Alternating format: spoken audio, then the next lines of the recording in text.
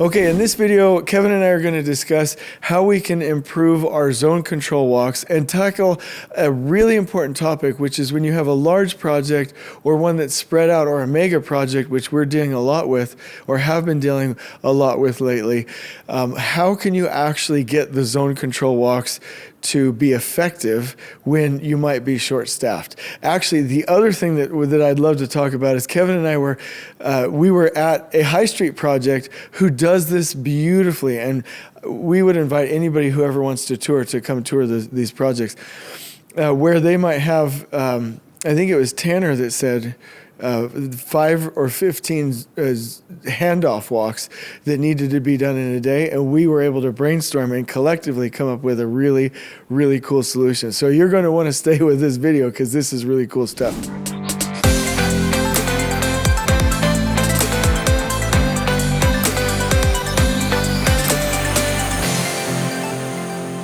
So Kevin, I need you to riff on zone control walks. Real quick, what is it? How can we kick some butt? Then we'll tackle the other two topics. Yeah, in the takt production system, we have locations or zones that are consistent across a train of trades, a phase of work, if you will.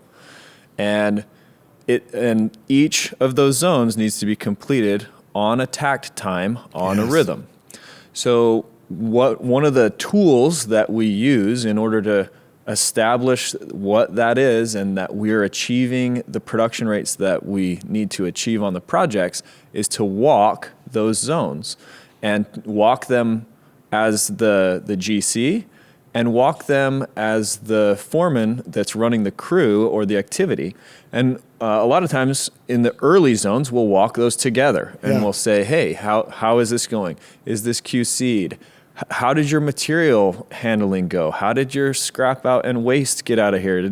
Was everything okay? How can we improve? Do we have the right amount of labor? Did we have the right processes and tools and steps? Let's evaluate this from a lean perspective. Let's do this zone control walk. And let's establish your activity to flow for the next, however many zones. Let's say, 20, 30, 40 zones.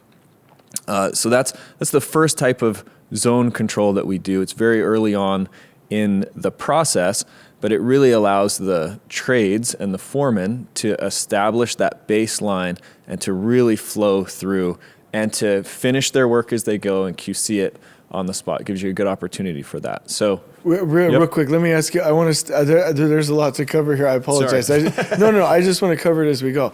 So the three types of walks that you use are the first wagon, or you can also call it first zone walk, right? Correct. The other one is called, what's the second zone zone control walk called? It's a zone completion walk. Okay. And then the other one is just a standard walk. So a standard walk is where you're walking the site more on a higher level, and you're looking for anything else that's going on, that problem area that always collects, trash, the fence that's always not exactly standing how it needs to. It needs to be fixed. The water cooler that's empty all the time, those kind of things. So you're not zooming in so tightly on the zones that you're missing the rest of the project. So the first one, like you said, is to get everybody off on the right foot. The other one is to really manage handoffs wherever they happen. And the other one is the daily stuff. This is where we'll have the daily correction system outpace the entropy of the job site, right? Amen. So there's a couple of things, and I want to give credit to Grit Richards and you. When we went to PC in where Maine. It was Maine, but it was Portland, Maine. I didn't even know there was a Portland and a Maine. So he coined the term zone managers, and it was kind of fun. And so after that, you started to break things down into zone control walk types, and really flesh that out. One thing that I wanted to say was to add on to your point that I want everybody to hear on the video is that the quality pre-construction meeting or pre-install or preparatory meeting, because we don't want that to be confused with the single pre-con meeting, right, which you warned me about the other day. That happening 3 weeks ahead will really enable that first wagon, that first zone walk. The other thing is we're hearing a lot from people that the first 1, 2, or 3 zones can be smaller, less dense as people lean into it and gain their full rhythm. And I really like that idea as well. So just wanted to touch on those two before you go. So zone control walk, you've covered first wagon walk, first zone walk. What are the definitions of the other ones just real quick, and then we'll get into what makes them like key and impactful. So the first wagon walk you already did. The handoff walk, we call it, or the zone completion walk. Yep. That will happen on an as-needed basis. I will say that. So that's one of the things that we talked about with Tanner is like, hey, if you have 15 zones that you have to be in, maybe that's too many, but maybe the electricians handed off a perfect zone for the last 10 zones. Yep. And you can just text them and say, hey, how did that one go? Everything good? Yes. Anything I need to know? Okay, perfect. Right? So that's really managing the handoff between one activity and another activity. That can also be done with the successor foreman as well. The successor foreman can say, this. Hey, everything's good, texting back and forth, everything's good in my zone, appreciate the clean handoff. Or, oh, hey, there is a couple of pieces of material here, could we get those moved? Or, is there a plan for those? Like that kind of thing. So that's that handoff walk that happens. And can I touch on that real quick? I want to build on what you're saying. So the handoff walk is visiting with the foreman. Are we finished and punched? Yes. Otherwise, we add 35 steps to the overall process of finishing. Correct. And are you ready for the next zone? Yes. So what Tanner said was there might be too many of them. And you brought up a good point in the meeting is that so you already mentioned if they're going well, maybe you don't need to monitor them as much. And then the other idea that the group collectively came up with, which I thought was brilliant, is that essentially this is a customer-to-customer relationship anyway, right? We're all customers. That's like the true value of Lean. So if this trade partner is moving out, has this trade partner or this crew left it clean, safe, organized, demobilized, punched, all of the things, right? And is this customer accepting the substrate and the environment and the product? So really that's a one-on-one relationship that technically doesn't need a superintendent's or an assistant's involvement, right? For sure. And then it was like, well, how do you make sure that it was happening? And I loved one of these days we'll have an app that does it, to your point. But the other thing was like, that's to be coordinated in the afternoon foreman huddle where you say, okay, well, I as the lead or the assistant or the super, well, I can cover these 5. These are crucial. Maybe there's another 10. And you go through and say, who's going to manage those?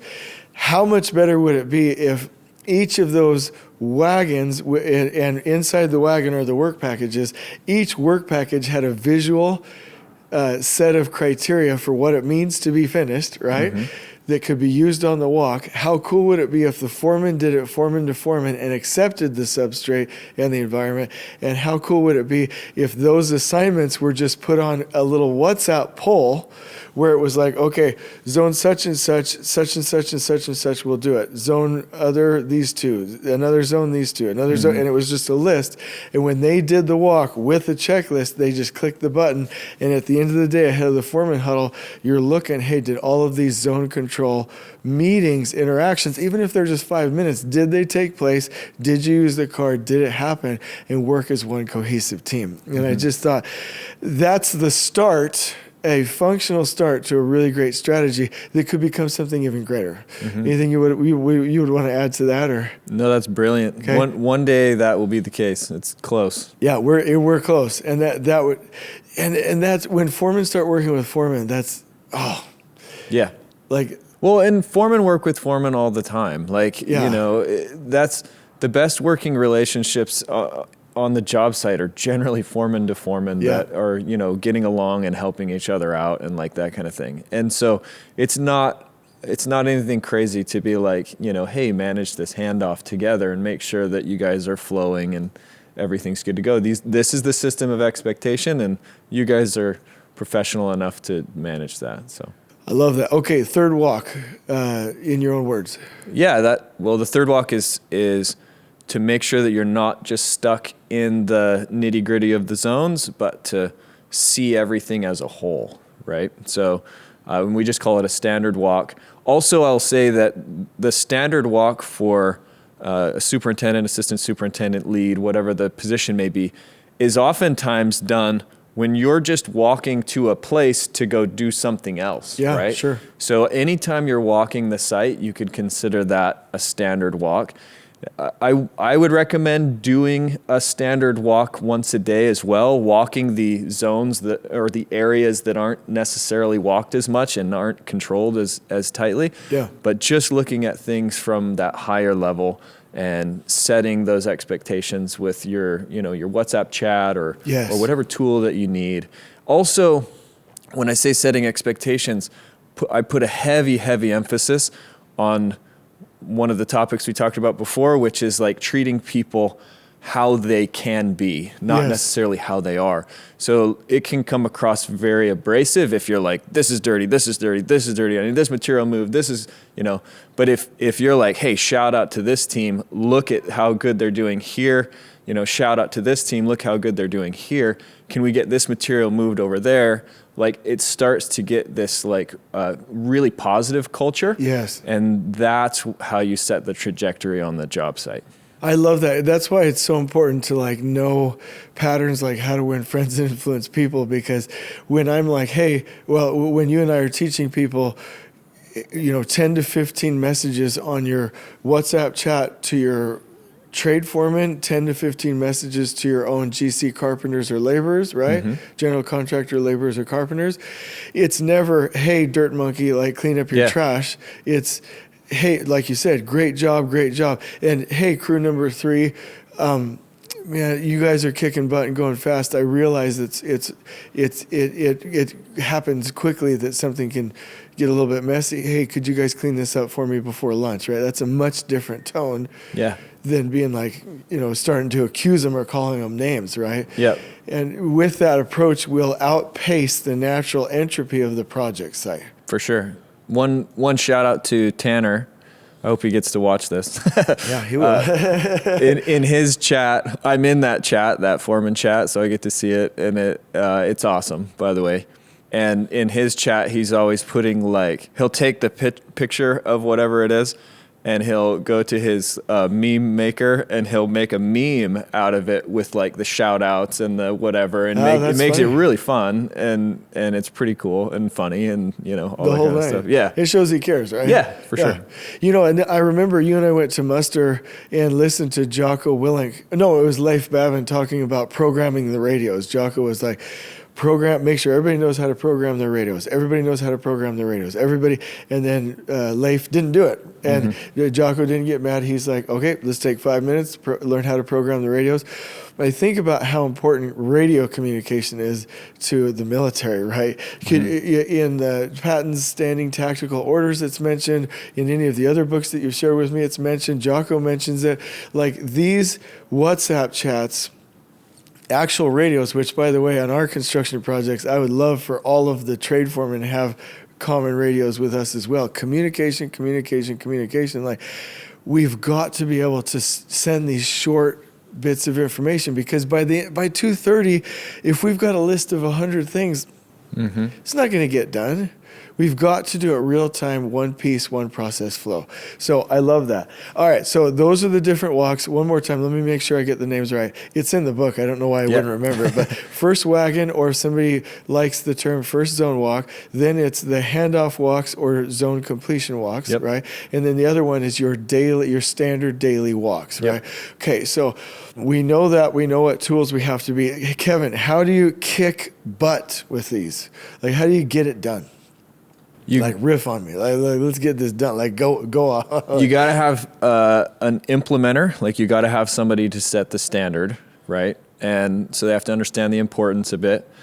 And the first few will be something that the foremen are not used to. Okay. So making it fun, making it something where you like, hey, it's your, especially on the first wagon or first zone handoff, it's like, hey, I'll bring you donuts and coffee. Like we'll hang out for a little while. We'll talk. I'll get some personal connection, and then really help them to see that value of not just like I'm here to check and see if you did your job. Yeah. But like what can I do? What can the GC do to make your life better for the next 6 months that you guys are doing this activity on the job site, right? I love that. What can we do to connect value for the people out there? So like, having somebody that's going to implement and who believes in it, having that system be easily understood, and then really connecting with the people is, I think, the key to success.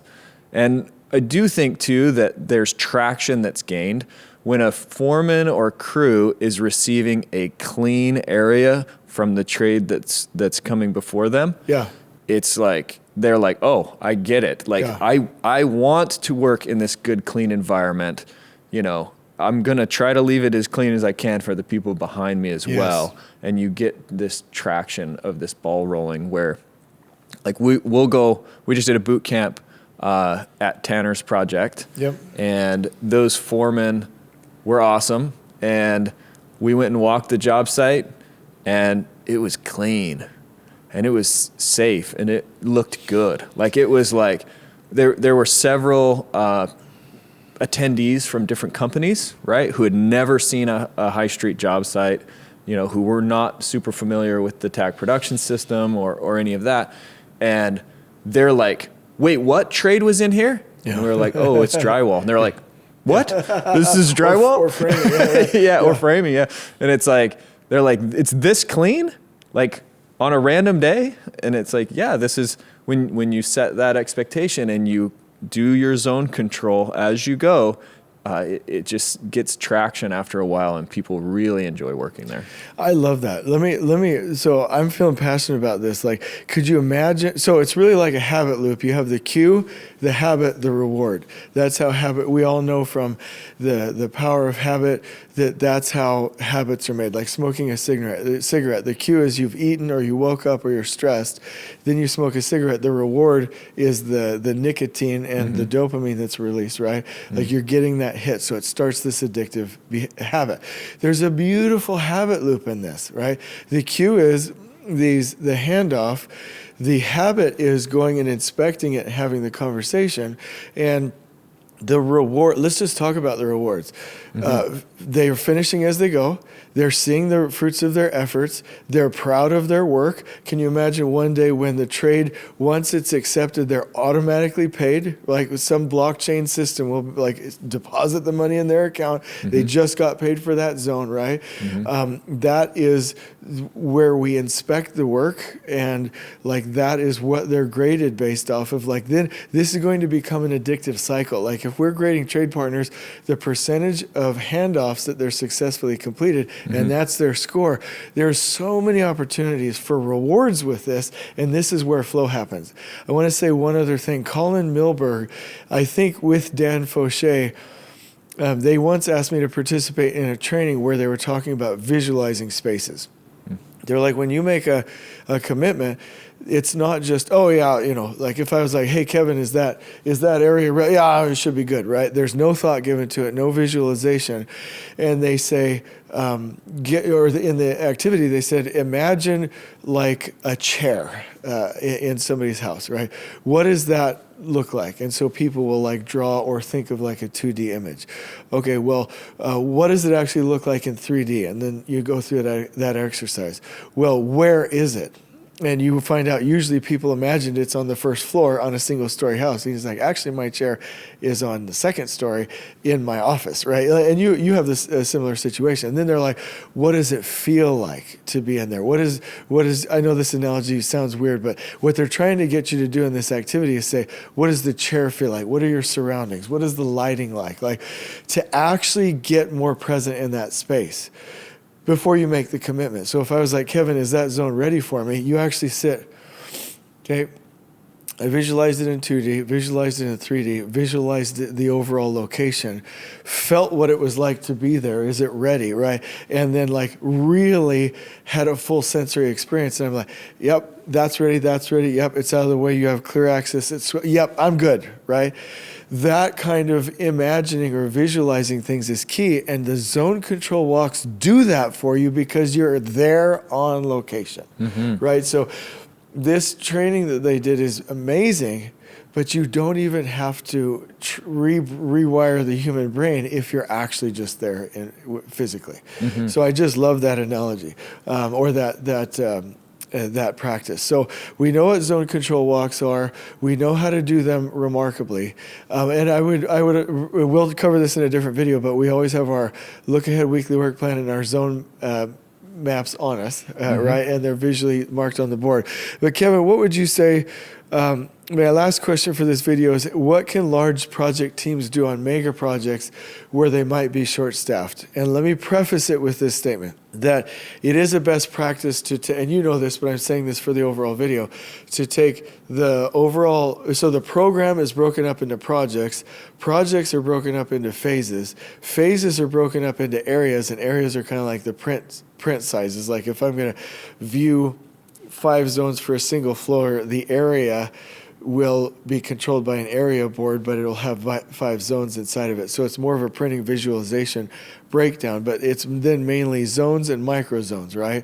So that's how it's broken up. And so what we say is, hey, your team meeting can be all one on a mega project.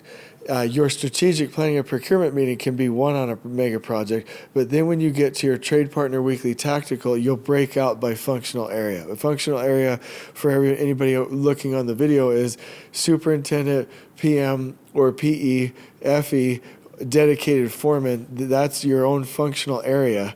Yeah, and it's under the control by a unit, like a military unit or a construction unit, right? And so they have their own visuals, their own takt steering and control boards, and their own meeting system at the trade partner weekly tactical, foreman huddle, worker huddle, and then it all comes back in the team huddle back to one single meeting. So breaking out into those functional areas is key. So here's my question, Kevin. If you've got a mega project with a limited team, and let's say you have a superintendent, general superintendent, but you don't have 4 assistant supers for your 4 functional areas, what would be your advice for being able to implement zone control effectively? Yeah, I would say breaking your project down into the right size pieces is number 1. Yep. Number 2, I would say prioritizing the handoffs that are the most important. Okay. So that's a good one. First zone is always a priority, but then there's a repeated necessity, right? So you could say, hey, I'm going to visit all the first zones of any new activity that's on site. Yep. And then after that, every time they switch to a new floor or switch to a new, whatever the larger functional area is, then I'm going to do another additional walk there, right? So you can essentially spread yourself across more with less if you start to look at it that way. The other thing is... So triage, not to interrupt, but like triage what you're doing and do first things first. Yeah. Okay. And on that note too, understand what your slowest zone is. That zone should be prioritized all the time. That's brilliant. Understand what your bottleneck crew or bottleneck activity is, the slowest activity. That crew should be walked almost every single time in order to enable them. That's brilliant. And really understanding, like you get like a feeling of the production system and you know where to look intuitively. And those are the places you should really focus on. If you see on your roadblock log a consistent, hey, this is a roadblock again and again and again, that should be prioritized. So it's probably the Jocko, prioritize and execute idea, right? Like we're going to take the whole system, we're going to look at it objectively, we're going to prioritize those places that our zone control walks are the most impactful, and we're going to go there first. Well, let's do that, and then we'll close this out. So let's use that was brilliant, by the way. So the Jocko Willink pattern is first build a team. One thing that we should really get clear about is even if, and I don't want this to be taken too far, but even if the foreman or since the foreman work for different companies, they're still your team, right? They're still the super's team. And you can't look at them like, hey, they're going to go off and do their own thing. No, they're a part of the team, and you can ask for their help to do zone control walks. You can ask for their help in the overall process. You can ask them to participate in the meeting. They are a part of that cohesive team. The company is not the critical part. It's the team that they're on. So build the team first. The second one is simplify, which you already said. simplify and you've already simplified the look aheads and the weekly work plans in the process, simplified where the actual information is, made it visible. Then 3, prioritize and execute, do first things first. And then 4, decentralize command and let people do what they do best. Mm-hmm. And there's one thing that I want to say, and then I'll give you the closing word if you have one. Is that when we're thinking about this, people are thinking, well, will trade partners really do this? And the thought that I always come back to is the grading system, is that the trades grade us on how well we have operationally controlled the project site and are supporting them, and we grade the trades on commitments like, are you at meetings on time? Are you clean, safe, and organized? Do you do your paperwork on time? And one of the key things that you can do is grade, are they participants in the zone control walks, and do they have a high perfect handoff percentage for their specific work? And if that grading system is showing their A, B, C, D, F grade on the wall for God, angels, and these witnesses to see, they will rise to the occasion. They will participate. Mm-hmm. So any closing thoughts on this? Zone control is the key. So as we execute on projects, to get to that high level of production, really strong cultural respect atmosphere, it really is about working through zones on that takt time. It is the basis of takt planning in the field. So just realize that. And it's hard at the beginning, I will say. It's different than anything that you've done in the past probably. And but it's totally worth it. When you get on a project that's doing zone control, it's just it's awesome. It's awesome. Yeah. And we don't consider our services fully implemented until zone control is happening. Correct. Right? And the weekly work plan updates with checks or X's are coming back in one way or another, preferably through WhatsApp, for the team to update it real time. So it's one thing to have a takt plan. It's something completely different to actually implement it with flow in the field. And by the way, the book Takt Steering and Control talks about all of this and what to do when you find roadblocks or you have constraints like Kevin was talking about, and what to do about them, flow in the field. That's where takt planning really happens, in the work packaging and in the implementation of the flow of that work package in the field. I hope you all have enjoyed this video. On we go.